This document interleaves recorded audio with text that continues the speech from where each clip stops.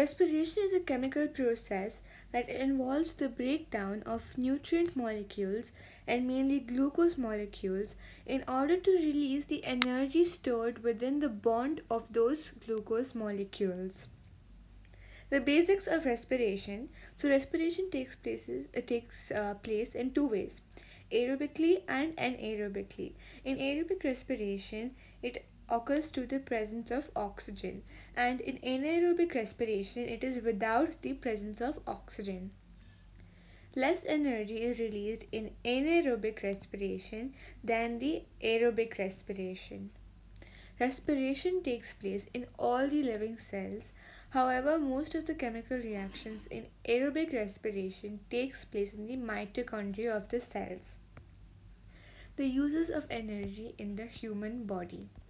So first one is muscle contraction, then protein synthesis, cell division, that is to make new cells, growth, it is to enable active transport to take place, allow nerve impulses to be generated, and to maintain the constant internal body temperature. We'll be learning about homeostasis in the upcoming videos. How is respiration controlled? So respiration is controlled by a series of reactions controlled by the enzymes. Aerobic respiration. So aerobic respiration is when chemical reactions in cells use oxygen to break down the nutrient molecules to release the energy. The word equation for aerobic respiration is glucose plus oxygen plus glucose plus oxygen, which is equal to carbon dioxide plus water. Investigating the uptake of oxygen by respiring organisms. So we can investigate aerobic respirations in living organisms by measuring the amount of oxygen that they take from the air, because aerobic respiration has respiration with the presence of oxygen. So first we need to measure the change in volume, which is in an enclosed tube which will contain the organisms. As they respire, the organisms also release carbon dioxide, which will increase the volume of the gas. The carbon dioxide must therefore be removed from the tube using a chemical like soda lime or sodium hydroxide so that it does not affect the experiment, which is to measure the oxygen amount from the air. Otherwise, it will make the experiment results inaccurate. Any small organisms can be used in this apparatus in this experiment, which could also be seeds or arthropods. The apparatus which will be used is called the Respirometer. This is the picture of a respirometer. So here is the closed tap. This will be the gauze. The insect will be here. Your filter paper. Sodium hydroxide is this liquid over here. This is the manometer. This is the tube containing the colored liquid. These are the glass beads which have the same mass as the insect's mass. Then here is the sodium hydroxide. So we use sodium hydroxide in both the tubes. Then the apparatus consists of two tubes.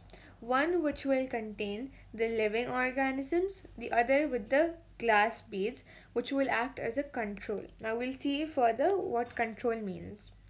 Once the apparatus has been set up, the movement of the colored liquid towards the insect will give the measure of the volume of oxygen taken up by the insect for respiration. The reduction of volume in the tube increases the pressure, which will cause the colored liquid to move. The distance moved by the liquid in a given time will be measured provided the volume of the oxygen taken in by the insect per minute. Now let's see what a control is. So a control is a duplicate experiment setup with the condition being investigated having been removed or neutralized in some way. Now the experiment which we saw, which had the apparatus of a respirometer, in that the control would be the glass beads, because they are not alive and they will definitely not be respiring. So if the volume of the oxygen decreases the tube with the glass beads during the experiment, then we'll get to know that the condition being investigated has not caused that. So the control helps to make your experiment valid. Investigating effect of temperature on the rate of respiration. So how temperature affects respiration is to investigate the effect of temperature of germinating seeds. The respirometer can be set up and the tubes will be submerged in a series of water baths, and it will be set at different temperature. It could be like 10 degrees Celsius, 15 degrees Celsius, up till 30. The seeds will be kept in the water bath for 15 minutes before the start of the experiment so that they ensure that they have acclimated to the temperature. As the respiration is an enzyme control reaction, it will unlikely work faster beyond around 40 degrees Celsius as the enzymes will denature at a very high temperature. Anaerobic respiration. So, anaerobic respiration is when chemical reactions in cells break down nutrient molecules to release the energy without the use of oxygen. And anaerobic respiration is the incomplete breakdown of glucose. It releases a relatively small amount of energy for use in the cell processes. It produces different breakdown products depending on what type of organism it is taking place in. Now we can look at the word equation for anaerobic respiration in human or animals and the microorganism which is yeast. Then anaerobic respiration in animals first. So it mainly takes place in the muscle cells while doing vigorous exercise. And this is in animals or human beings. So when we exercise vigorously, our muscles will demand for more energy since a lot of action is being taken place. So our bodies will have to deliver more oxygen to our muscles for the aerobic respiration. In this way, much glucose as possible is broken down with the oxygen, and some glucose will be broken down without it, and that will produce lactic acid instead. There will still be energy stored within the bonds of lactic acid molecules that the cell could use. For this reason, there is less energy released when glucose is broken down anaerobically. The word equation for anaerobic respiration is glucose, which is equal to lactic acid. Then lactic acid and oxygen debt. So lactic acid builds up in the muscle cells and that lowers the pH of the cells, which will make them more acidic. This will cause denature of the enzymes in cells so that it will need to be removed. The cells will excrete this lactic acid into the blood. When the blood passes through the liver, the lactic acid will be taken up into the liver cells and there it will be oxidized, and that will produce carbon dioxide and water. Lactic acid reacts with oxygen, and that's why it in aerobic respiration with lactic acid as the nutrient molecule instead of glucose.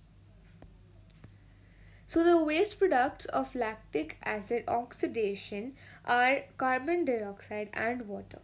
So this is the reason we continue to breathe heavily and our heart rate remains high even after finishing the exercise.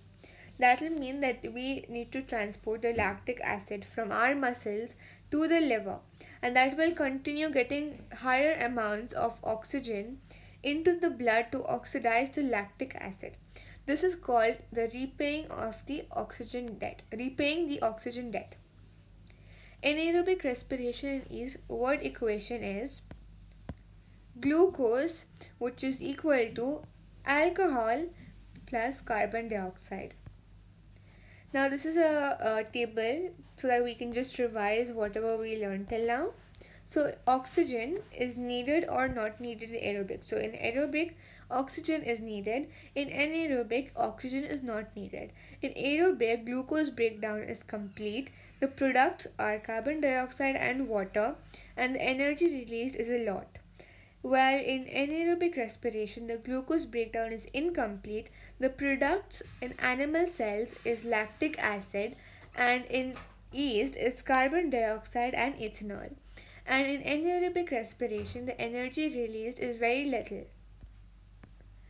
So that's the end of the topic, and I was looking at my YouTube channel analytics, and I found out that in the last 28 days, the watch time from my subscribers are more from the people who have not subscribed than the subscribed ones. So from the subscribed people I have, viewers, it's only 26.4% of watch time, and from the people who have not subscribed, it is 73%.